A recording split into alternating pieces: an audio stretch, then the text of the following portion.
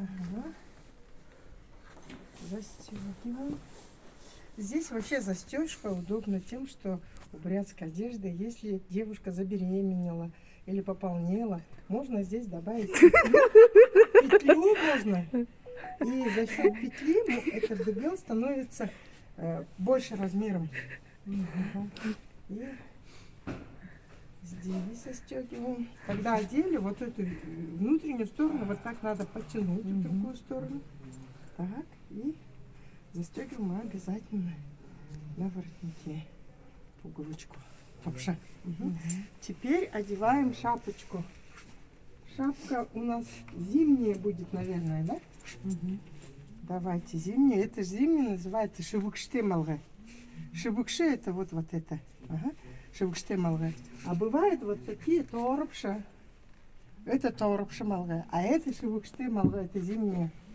Но ту торпша тоже можно в теплые зимние дни одевать. Ага, вот так вот. Теперь под эти шапки можно одевать для украшения. Ага, давай еще раз. Снимай дальше. Снимите шапочку. Под эти шапочки можно для украшения, не можно, а нужно, женщины одевали дорога. Вот так вот. Дорога. Дайте сюда. Вот так вот. Видите? И посмотрите в зеркало. Аюр, закрой дверь, в зеркало посмотрите. Вид уже совсем другой, красочный, да? Да. Девочки, вы можете выбрать себе дорогу и одевать сейчас на фотосессию. Вот так вот. Это сфотай, мать. Да, фото. Вы можете то одеть. Ямарым, ю торпшым можно олгайго. одевать. Хуйтун байха. Сейчас вот. Шхындарха. Дорогу можно одеть. Ой. Вот так можно одеть, ага. Закройте дверь, там это, зеркало. Ага, давай. Зеркало, смотрите.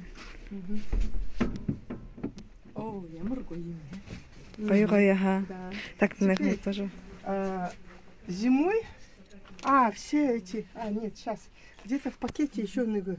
Вот здесь. Зимой буряты носили на руках. А мы еще долго Наши будем? бурятские. Еще долго будем, если Долгорме сказать, чтобы она пусть сюда идет. Наверное, А вы позвоните, пожалуйста. Да, я хочу. Да, пока мы... Стрихи вот эту ром.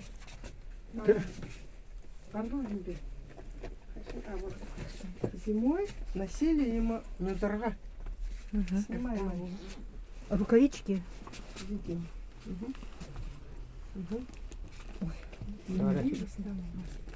Шапку снимите. Шапку оденьте. Так. Ага, сейчас я выйду. Давай, снимай. Зимой буряты одевали недорого. Трум по-разному называется. Вот она вот такая вот. Одеваете. И вот эта часть под рукав. И смотрите, как удобно держать вожжи, да? И рука вообще не мерзнет. Даже Штука, перчатки даже не в нужны. наше время она вообще ценная. Зимой держать камеру Телефон. очень холодно, да? А здесь, видите, вы можете держать камеру, и рука у вас в тепле. А когда заходили в дом, бурят-монголы это вот так вот делали и садились к столу. Поняли, ага, теперь. И садились к столу. Вот так вот раз. Это недорого, когда держим вожжи или что-то, работаем, руки в тепле, но они открыты, да? Очень удобно. А когда зашли в дом или в гости, раз, и руки свободны. Да, классно, да? Вы можете фотографироваться как с недорого, так и без него. Недорого, сейчас, сюда смотри. Недорого бывает из разного меха. Вот в данном случае современный недорого это из норки. Это турун. А бывает вообще без меха. Вот где у нас. Вот. Вообще без меха. Вот летние вещи вот так вот. Кто-то еще умудрился это низ головой повесить. Люди берут и делают как могут. Это должно быть вот так вверх. Это уже украшение. Летнее это уже украшение.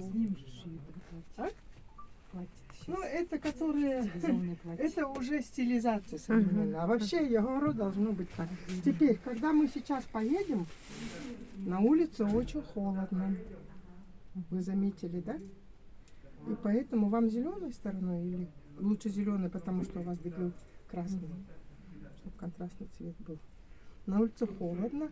Почему-то наша национальная одежда, она не имеет очень таких больших воротников. Наверное, потому что дохи, то все. Зимой же как одевали? Такую меховую шубу, дыгл, потом хурма, дыргин, вот это меховой жилет, потом одевали вот такую даху большого размера. Представляете, как тепло? И зимой, когда в степи останавливались, одну даху стелили, другой дахой укрывались, а сами вот в трехэтажной меховой одежде не замерзали. А сейчас я вам такой шарфик предлагаю, чтобы у вас шея не замерзла. Здесь же, видите, открытая часть.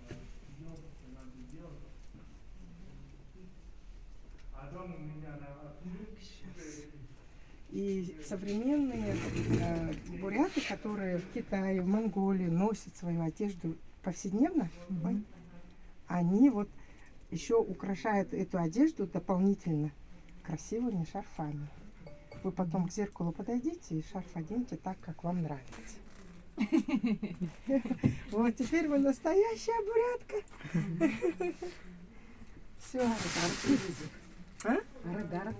Ну, все, теперь репетируем. Давай, включай.